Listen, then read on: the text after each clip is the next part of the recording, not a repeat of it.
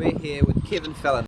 We're here to find out what drives him and how he's going to make this club a success. So Kevin, you know, you've had a long career in football in New Zealand, and from the All Whites, you know, Chatham Cup victories. What has brought you to come to Manukau City and here in Mangere? It was an unusual one actually, mainly my contact with Fallon, who was one of the academy boys at Mount Albert Grammar School quite a number of years ago, probably 10 years ago. He was my first 11 skipper, and he's now prominent at the club as not just a player but a very promising administrator. And he put it to me, and I was basically, retired, and I was getting a little bit bored with everything. And then I came back and I was a little bit apprehensive, but as soon as I got back I was into it and there was no problems. And my week once again is geared up by football, which it has been for ever since I was probably the age of 14, 15 when I went as an apprentice professional football player. So in 1964 I set off in football, and I've been having football teams in my head ever since then, so it was good to get it back actually. It was something that I was missing in a way. Your week and your days and your months and your years are governed by football, and it was better when I got it. I felt a lot better, much more comfortable when I got it back. And you know, you've had a lot of success. Do you think the foundations for success are here at the club? Well, I never say anything or write anything that I don't believe in. I always think that I wear my heart on my sleeve and I speak my mind, and always have done, and I'll never change. Coming to Mangere for a lot of people was a strange move, but it's basically got what a lot of clubs haven't got. One is good facilities. The training lights are excellent, the training fields are good, the main pitch is good, so your basic requirements as a coach are there, and the rest you can build. If you've got good facilities to work on, you're not too. I've been to some clubs where it's horrendous with the floodlights.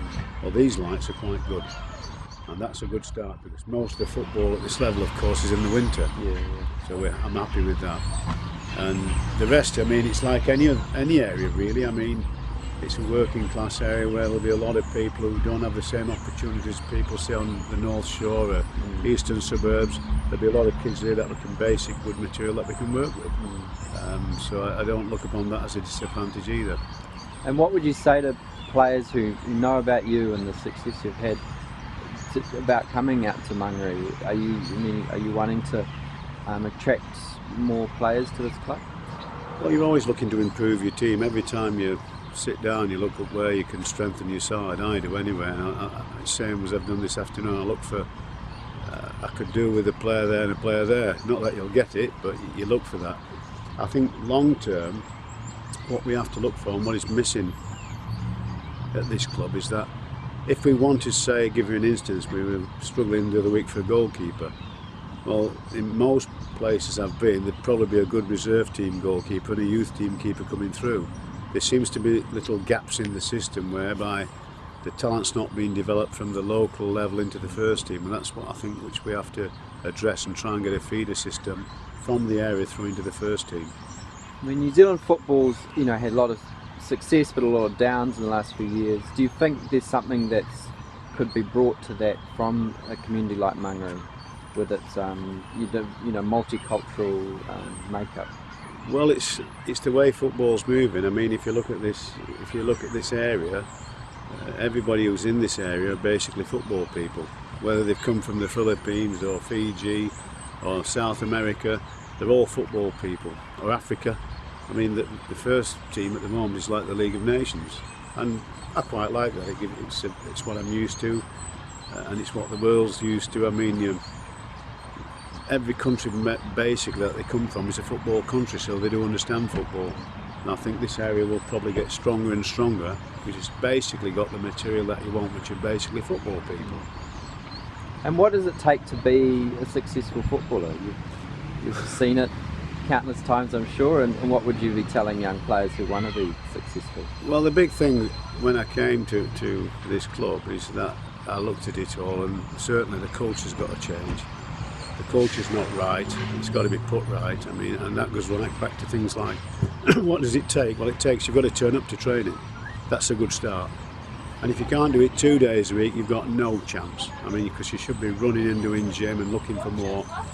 2 days a week is a joke. I mean, they will never make it there. That's just beginners. I mean, that's what, it's not your staple diet as a football player. The football players I've trained that have gone on to play professional football or international football were basically daily trainers. And until we get that into this club and into this area, they're just dreaming. They're just having a little pipe dream.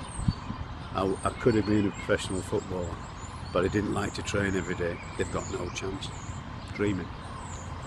Cool. And so this year, what's your, I guess, goals just for in your first year working on the club and the culture? It's to try and, obviously, to try and progress in those areas, because unless you can get people who love training, they're always at training, they're reliable, they're responsible, and we've certainly not had that so far. We've got to try and improve. It is improving. It's a long, long way to go, and that's got to be the aims this year, is basically change the culture a little bit into an environment where people want to come and want to train and want to do more.